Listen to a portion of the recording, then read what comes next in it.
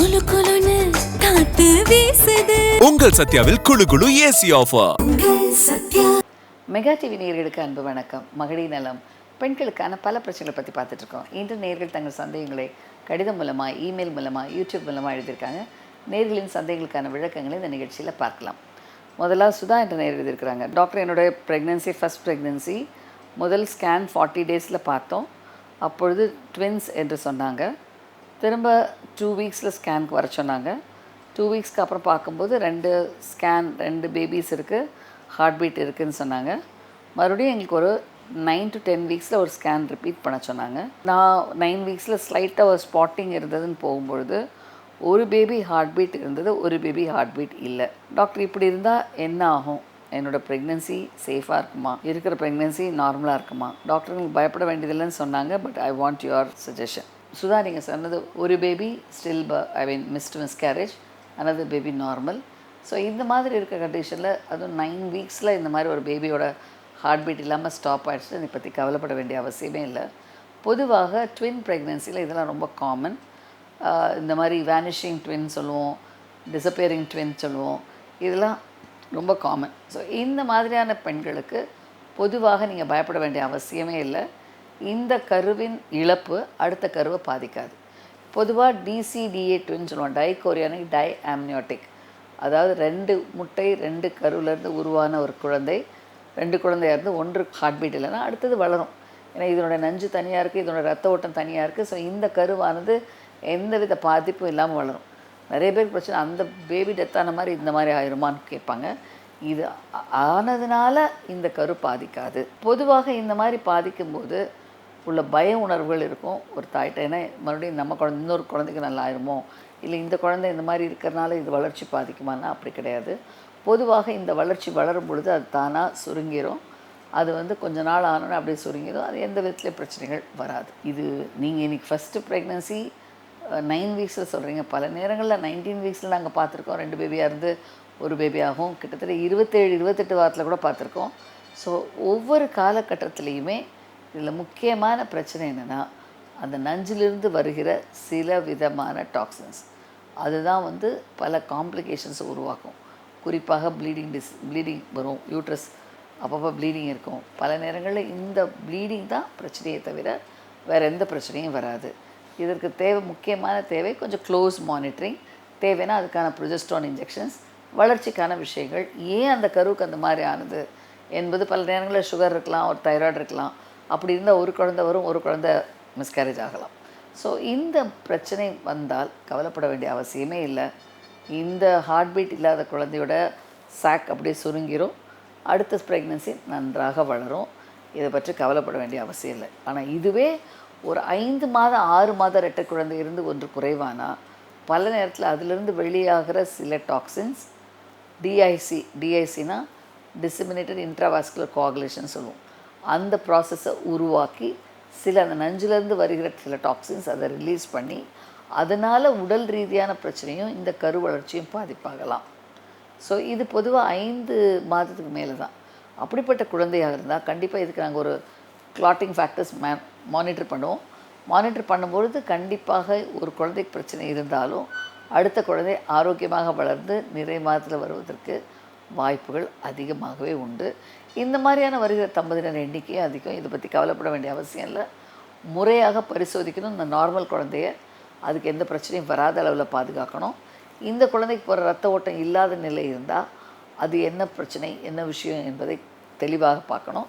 Tertiary scan centre அதோடைய நஞ்சோட ரத்த ஓட்டங்களை பார்க்கும் பொழுது இதில் ஏதாவது பிரச்சனை வருமா வராதா என்பதை தெரிந்து கொள்ளலாம். ஒரு குழந்தை பாதிப்பான அடுத்த குழந்தை கண்டிப்பாக பாதிக்கப்பட வேண்டும் என்பது கிடையாது. எந்த பிரச்சனையும் இல்லாமல் கருவின் பாதிப்பு ஏற்படலாம். இதற்கான தீர்வு முறையான க்ளோஸ் மானிட்டரிங், இதை பற்றி விழிப்புணர்வு. இது பயப்பட வேண்டிய விஷயம் இல்லைன்ற நம்பிக்கை. இதை நீங்கள் கொடுத்தீங்கனாலே இருக்கிற ஒரு குழந்தை ஆரோக்கியமாக வரும். அடுத்து தேன்மொழி நேயர் எழுதியிருக்கிறாங்க. ஹலோ மேடம், எனக்கு பிசிஓடி ப்ராப்ளம் இருந்துச்சு மேடம். எனக்கு லாஸ்ட் மந்த் டாக்டர் ஓவா பிளஸ்ன்ற ஒரு ஃபோலிக் ஆசிட் டேப்லெட்ஸ் கொடுத்தாங்க. பட் சாப்பிட்டு 23 டேஸில் பீரியட்ஸ் வந்துருச்சு. ஹாஸ்டல் போயிட்டு செக் பண்ணால் எக் க்ரோத் ஆகலைன்னு சொன்னாங்க. இதுக்கு எக் க்ரோத் ஆகிறதுக்கு டேப்லெட்ஸ் கொடுத்தாங்க. அதுக்கப்புறம் ஸ்கேன் பார்க்கும்பொழுது எக் க்ரோத்து சரியாக தெரியல, சரியாக வளரலைன்னு சொன்னாங்க. இது மாதிரி எக்கு வளராமல் போனால் எனக்கு எப்படி குழந்தை பேரை பெற முடியும், எக் க்ரோத்தை வளர வைக்க முடியுமா, எக் க்ரோத் எப்பொழுது வரும், பலவிதமான சந்தேகங்கள் உங்களுக்கு கேட்டிருக்கீங்க தேன்மொழி. பொதுவாக பிசிஓடி பெண்களுக்கு பிரச்சனையே கருமுட்டைகள் வளர்ச்சி தான். இந்த கருமுட்டைகள் வளர்ச்சி ஆவதற்கு சில ஹார்மோன்ஸ் தேவை. இந்த ஹார்மோன்ஸ் குறிப்பிட்ட ஒரு காலகட்டத்தில் மாதவிலக்கு வந்து 2வது நாள் தைராய்டு, பிட்யூட்ரி, ஹைப்போதலமஸ்லேருந்து இந்த ஹார்மோன் வந்து முட்டைகள் வளர்ச்சி தூண்டும். இந்த முட்டைகள் வளரும் பொழுது வளர்ந்து வளர்ச்சியாகி வெளிவரும். இந்த வெளிவர்ற முட்டைகளை தான் கருவாக்குறதுக்கான தரம் வாய்ந்ததாக இருக்கும். ஸோ பிசிஓடி பெண்களுக்குள்ள முக்கியமான பிரச்சனையே இந்த முட்டை வளர்ச்சி குறைபாடுகள் ஏற்பட்டு அதனால் முட்டை வளர்ச்சி சீராக இல்லாமல் பல பெண்களுக்கு இதுவே ஒரு பிரச்சனையாகி இரெகுலர் பீரியட்ஸ், குழந்தையின்மை பாதிப்பு, இது எல்லாம் வருவதற்கு முட்டை வளர்ச்சி குறைபாடு தான். ஸோ நீர்க்கட்டி இருக்க பெண்களுக்கு என்னோடய ஒரு 31 வருஷத்தில் பார்த்திங்கன்னா இந்த பிசிஓடி இருக்க பெண்கள்லாம் 4வது மாதம் தான் எக்கே வளரும். முதல் 3 மாதம் என்ன மெடிசன் கொடுத்து என்ன இன்ஜெக்ஷன்ஸ் கொடுத்தாலும் it will take longer time. ஆனால் நல்ல ஒரு ஹார்மோன் கண்ட்ரோலாக இருந்து பிசிஓடி இருக்க பெண்களுக்கு கருமுட்டைகள் இம்மீடியட்டாக வளரும், வளர்ந்து வெளியாகும்போது கருவாகும். இந்த மாதிரி திறன் அதிகமாக இருக்கும். ஆனால் பிசிஓடி பாதிக்கப்பட்ட பெண்களுக்கு இந்த ஹார்மோன் இம்பேலன்ஸ்னால் முட்டைகள் வளர்ச்சி வராது, சீரான முறையில் முட்டை வளராது, அதனால் கருத்தரிக்கிற வாய்ப்புகளும் குறைவாகும். ஸோ கண்டிப்பாக இந்த பிசிஓடி பெண்களுக்கு முட்டை வளர்ச்சி தூண்டுதலுக்கான மாத்திரைகளை கொடுப்போம். இதில் என்ன ஒரு சிக்கலான விஷயம்னா, பிசிஓடி பெண்களுக்கு ஒவ்வொருவருக்கும் ஒவ்வொரு மாதிரி ரியாக்ஷன்ஸ் இருக்கும். சிலருக்கு வந்து ஒரு லோவஸ்ட் டோஸ் கொடுப்போம், கொடுத்தோடனே 10 எக்கு வந்துடும். அப்போ வயிறு வலிக்கும், வீங்கும், ப்ரெஷர் ஆகும். சிலருக்கு 3 மடங்கு அதோட ஹையஸ்ட் டோஸ் போட்டால் கூட 1 எக்கு வரும். ஸோ அதனால தான் பொதுவாக பிசிஓஎஸ்க்கு யாருக்கு எப்படி வரும்ன்றது சொல்லவே முடியாது. பட் எல்லாருக்குமே ஆரம்ப நிலையிலேருந்து சின்ன அளவு டோஸில் ஆரம்பித்து மேக்ஸிமம் டோஸ் கொடுங்க. அப்போ தான் அதோட ரெஸ்பான்ஸ் நல்லாயிருக்கும், இந்த ட்ரக்கோட க்யூமுலேட்டிவ் எஃபெக்ட் இருக்கும். அது தவிர கருமுட்டைகள் வளர்ச்சி ஆவதற்கான வழிமுறையும் நல்லாயிருக்கும். ஸோ அந்த வகையில் பிசிஓடி பாதிக்கப்பட்ட பெண்கள் கண்டிப்பாக மருத்துவ ரீதியான முறையான உடற்பயிற்சி, முறையான வாழ்க்கை முறை மாற்றங்கள், lifestyle problem, weight reduction, exercise, hip fat குறைவது மற்றும் உடல் ரீதியான மன ரீதியான பிரச்சனைகளை சரி செய்வது, இந்த மாதிரியெல்லாம் செய்யும்பொழுது கண்டிப்பாக இந்த பெண்ணுக்கு அடுத்த கண்டிஷன்ஸில் முட்டைகள் வருவதற்கு நல்ல வாய்ப்புகள் உண்டு. ஆரோக்கியமான குழந்தை பேர் பெறுவதற்கும் வாய்ப்புகள் உண்டு. இந்த முட்டைகள் எப்போ வளரும் டாக்டர் அப்படின்னு கேட்டிருக்காங்க. எனக்கு 10 நாள் 11 நாள்லலாம் முட்டை வளரலை அப்படின்னு சொல்லியிருக்காங்க. பொதுவாக முட்டைகள் வளர்ச்சிக்கு முக்கியமான அடிப்படையே அந்த ஹார்மோன்ஸோட தூண்டுதல். ஸோ இந்த தூண்டுதல் பொதுவாக சில பெண்களுக்கு 11th டே 12th டே வரும், அதான் முட்டை வளர்ச்சி சீராக வரும். ஆனால் பிசிஓடி பெண்களுக்கு இந்த ஹார்மோன் சேஞ்சஸ் இருக்கிறதுனால முட்டை வளர்ச்சி ரொம்ப லேட்டாக கூட வரும். எனக்கு தெரிஞ்ச எனக்குலாம் ஒரு பேஷண்ட் 30வது நாள் கருமுட்டை வெளிவந்தது, 4வது மாதம் முட்டையே வந்ததில் 30th டே முட்டை வந்தது, அந்த சைக்கிளே கன்சீவ் ஆனாங்க. ஸோ இந்த முட்டை வளர்ச்சி லேட்டாக வர்றது பிரச்சனைகளை உருவாக்குமான்னு ஒரு பேஷண்ட் கேட்டாங்க. கண்டிப்பாக பிரச்சனைகளை உருவாக்காது. அதனுடைய ஹார்மோன் மாற்றங்கள் சீராக இருந்து முட்டை வளர்ச்சி சீரான லெவலில் வந்தால் கண்டிப்பாக அந்த முட்டைகள் ஆரோக்கியமான குழந்தை பேர் பெற முடியும். கண்டிப்பாக ஆரோக்கியமுள்ள குழந்தை வரவும் முடியும். ஸோ கண்டிப்பாக இந்த பிரச்சனை ஒரு பயப்பட வேண்டிய விஷயம் இல்லை. ஒவ்வொருவரோட ரெஸ்பான்ஸும் டிஃப்ரெண்ட்டாக இருக்கும். அது வந்து கூடுமான வரைக்கும் அந்த வளர்ச்சி சீராக இருந்து கர்ப்பப்பையின் உள்சுவர் மாற்றங்கள் சீராக இருந்தால் இதை பற்றி கவலைப்பட வேண்டிய அவசியம் கண்டிப்பாக இல்லை. எவ்வளோ டிலே ஆனாலும் ஹார்மோன் மெலிவு கரெக்டாக இருந்து கரெக்டாக க்ரோத் ஆனால் மிஸ்கேரேஜ் ஆகாது, அபார்ஷன் ஆகாது, கரு வளர்ச்சியும் பாதிக்கப்படாமல் இருக்கும். ஸோ கண்டிப்பாக இந்த மெத்தட் வந்து கருமுட்டைகள் வளர்ச்சி சீராக செய்வதற்கு பல வழிமுறைகள் இருக்குது. உடல் பயிற்சி, உணவு கட்டுப்பாடு, முறையான அதுக்கு ஒரு மெடிசன், இதனை கொடுத்து உடல் எடை குறைவாகி சீரான முறையில் மெடிசன் எடுத்திங்கன்னா கண்டிப்பாக ஆரோக்கியமுள்ள குழந்தை பேர் பெற வழிமுறையாக அமையும். ஸோ அடுத்து கணபதி பாஸ்கர் என்ற நேர் எழுதியிருக்கிறாங்க. மேம், மேரேஜ் முடிஞ்சு 5 months ஆகுது. ரெகுலர் பீரியட்ஸ் மிஸ் ஆகிடுச்சு. 37 days பீரியட் ஆகிடுச்சு.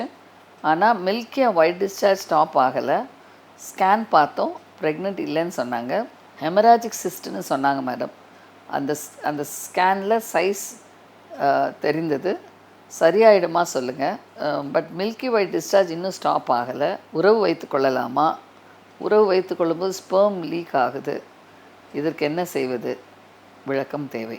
ஸோ மிஸ்டர் கணபதி பாஸ்கர், நீங்கள் சொல்லியிருக்கிறீங்க, பொதுவாக மாதவிலக்கு தள்ளி போகிற எல்லாமே கர்ப்பம் அல்ல.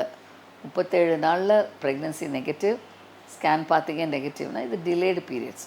இந்த டிலேட் பீரியட்ஸ் ஒருவேளை டிலேடாக எக்கு வரதுனால டிலே ஆகிருக்கலாம், சில நேரம் ஹார்மோன் மாற்றங்கள்னாலையும் டிலே ஆகலாம். ஸோ உங்களுக்கு தேவை முறையான டெஸ்டிங் பார்க்கணும். அப்படின்னா இது ப்ராப்பரான கரெக்டான ப்ராசஸ் பார்த்தீங்கன்னா தெரிஞ்சிடும் முட்டை வளர்ச்சி எப்படி இருக்குது, கருமுட்டைகள் ஏன் வளரலன்னு தெரியும். பொதுவாக முட்டை வளர்ச்சி சீராக வருவது வந்தாலே பீரியட்ஸ் கரெக்டாக வரும். பீரியட்ஸ் டிலே ஆகிறதுக்கு முக்கியமான காரணமே கருமுட்டைகள் வளர்ச்சி இல்லாதது தான். ஸோ கண்டிப்பாக 37 நாள் தள்ளி போனதுன்னா முட்டை வளர்ச்சி டிலே ஆகிருக்கலாம். 40 days பீரியட்ஸ் வரலைன்னா ஸ்கேன்ஸ் பார்த்து அதன் பின் சிகிச்சை முறைகளை எடுத்துக்கொள்ளுங்கள். அடுத்த ஒரு விஷயம் சொல்லியிருக்கீங்க, ஸ்கேனில் ஓவரி சைஸ் சின்னதாக இருந்துச்சுன்னு சொன்னாங்கன்னு சொல்கிறீங்க. பொதுவாக சினை பையோட சைஸ் அண்ட் லென்த்து ஒரு ஆப்டிமம் இருக்கணும். அப்படி இருந்தால் தான் அதோட வால்யூம் கரெக்டாக இருக்கும். அந்த வால்யூம் கரெக்டாக இருந்தால் கருமுட்டைகள் கரெக்டாக இருக்கும்னு அர்த்தம். ஆனால் பல நேரங்களில் இதெல்லாம் நல்லா இருந்தும் முட்டைகள் வளர்ச்சி அடையாமல் போகலாம். இதற்கு முக்கியமான காரணமே அந்த சினை முட்டைகள் வளர்ச்சிக்கு தூண்டுதலான ஹார்மோன்ஸ் மூளையிலேருந்து வருவது, முட்டை வளர்ச்சியை தூண்டுவது. இதனால் மாதவிலக்கு கரெக்டாக வரும். சில நேரங்களில் இந்த கருமுட்டைகள் டிலே ஆகியோ இல்லை ஹார்மோன் சேஞ்சஸ்னால ரொம்ப ப்ரொலாங் ஆச்சுன்னா மாதவிலக்கு தள்ளி வரும். மாதவிலக்கு தள்ளி போயிருக்கு, ப்ரெக்னென்சி இருக்குமான்னு பார்த்தா பல நேரம் நெகட்டிவாக இருக்கும். ஸோ இதற்கான காரணம் ஹெமராஜிக் சிஸ்ட்னு சொன்னாங்க. இந்த ஹெமராஜிக் சிஸ்ட் என்பது கருமுட்டைகள் வெளியான பிறகு ஒரு பெண்ணின் அந்த ஹார்மோன்ஸ் வெளியான உடனே அதனுடைய எல்லா பார்ட்டும் அப்சார்ப் ஆகும். சில சிஸ்ட் மட்டும் ஓப்பனாக இருக்கும். சிலர் தாம்பத்திய உறவு கொள்ளும் பொழுது ஸ்பெர்ம் எல்லாம் வெளிவந்துடுதுன்னு கொடுத்துருக்காங்க. ஸோ இது சில நேரம் ஸ்பெர்ம் லீக் ஆகுதுன்னு கொடுக்குறாங்க. ஸோ பொதுவாக நீங்கள் தெரிந்து கொள்ள வேண்டிய விஷயம், உறவு கொண்ட உடனே ஸ்பெர்ம் விழுவது வெளி வரலாம். ஏன்னா வெஜைனால எந்த லிக்விட் அப்சார்ப் ஆகாது. ஸோ செமன் வெளி வந்தால் ஸ்பெர்ம்ஸ் எல்லாமே யூட்ரஸ்குள்ளே போயிடும். ஏன்னா ஸ்பெர்ம்னால் ஒரு செமனில் இருக்க ஸ்பெர்ம்னால் வெஜைனால இருக்க முடியாது. ஏன்னா வெஜைனாவோட பிஹெச் ஆசிட் பிஹெச். ஆனால் ஒரு செமனில் உள்ள ஸ்பெர்ம்ஸ் ஆல்கலைன் பிஹெச் தான் இருக்கும். ஸோ அப்படிப்பட்ட சூழ்நிலைகளில் இந்த பெண்ணால் ஆனாலும் கண்டிப்பாக இந்த பிரச்சனைக்கு தீர்வு அது இல்லை. அதற்கான தீர்வு என்ன காரணத்தில் உங்கள் யூட்ரஸ் பொசிஷன் இருக்குது. பல நேரம் ரீட்ரோவர்டட் பொசிஷன் இருக்கிற பெண்களுக்கு செமன் பூலிங் ப்ராப்பர் ஹோல்ட் ஆகாமல் வெளிவரலாம். இது நார்மல். சிலர் சரியான முறையில் பெனிட்ரேட்டிவ் இன்டர்கோர்ஸே பண்ணாமல் ஸ்பெர்ம் வெளிவந்திருக்கலாம். ரெண்டாவது. மூணாவது, சில ஆண்களுக்கு எரெக்டைல் டிஸ்ஃபங்க்ஷன்ஸோ இல்லை ப்ரீமெச்சூர் இஜாக்குலேஷன் இருந்தால் அதனால கூட ஸ்பெர்ம் இல்லாமல் இருக்கலாம். ஸோ கண்டிப்பாக உங்களுக்கு தேவை ஒரு முறையான பரிசோதனை. என்ன காரணத்தால் ஸ்பெர்ம் லீக் ஆகுதுன்னு பார்ப்பதற்கு. பொதுவாக இது லீக் ஆகுது பிரச்சனையே கிடையாது. இது லீக் ஆகிறதுனால குழந்தை பேர் பெறுவதற்கு தடையே கிடையாது. இது கண்டிப்பாக ஒரு நார்மல் யூட்ரஸோட வேரியன்ட் தான். அது தவறே கிடையாது. அதனால் குழந்தை பேர் பெறுவதற்கு எந்த விதத்துலேயும் மாறுதலும் இல்லை. ஸோ டெஃபினட்டாக இந்த மாதிரி இருக்கிறதுனால ஒரு பெண்ணுக்கு செமன் வெளியே வந்துடுச்சுன்னா கன்சீவ் ஆக முடியாது, ஸ்பெர்ம் வெளியே வந்தனால தான் கன்சீவ் ஆகலை, இல்லை நம்ம பொசிஷன் ஏதோ சரியில்லை, இந்த மாதிரி தவறான சிந்தனைகளை விட்டு முறையாக ஒரு பரிசோதிங்க. ஒரு டிரான்ஸ்வஜனல் அல்ட்ராசவுண்ட் பாருங்கள். அதில் கர்ப்பப்பை பொசிஷன் திரும்பி இருந்துச்சுன்னா டெஃபினட்டாக அது ரீசன். அது இல்லாவிட்டால் அதை பற்றி கவலைப்பட வேண்டியதில்லை. 10% இந்த மாதிரி இருக்கிறது கூட பின்பு ஒரு காலத்தில் நார்மல் பொசிஷனுக்கு இந்த யூட்ரஸ் வருவதற்கு கூட வாய்ப்புகள் உண்டு. ஸோ கவலைப்படாதீங்க. இந்த மாதிரி பொசிஷன்ஸ்னால ஸ்பெர்ம் வெளியே வர்றது குவைட் காமன். நிறைய தம்பதியினருக்கு தெரியும். தெரியாதவங்க பயப்படுறது முக்கியமான காரணம் ஸ்பெர்ம் வெளியே வந்துடுச்சு, செமன் உள்ளே போகலை, குழந்தை பேர் வராதுன்னு நினைப்பாங்க. பொதுவாக இது லீக் ஆகுது பிரச்சனையே கிடையாது. இது லீக் ஆகிறதுனால குழந்தை பேர் பெறுவதற்கு தடையே கிடையாது.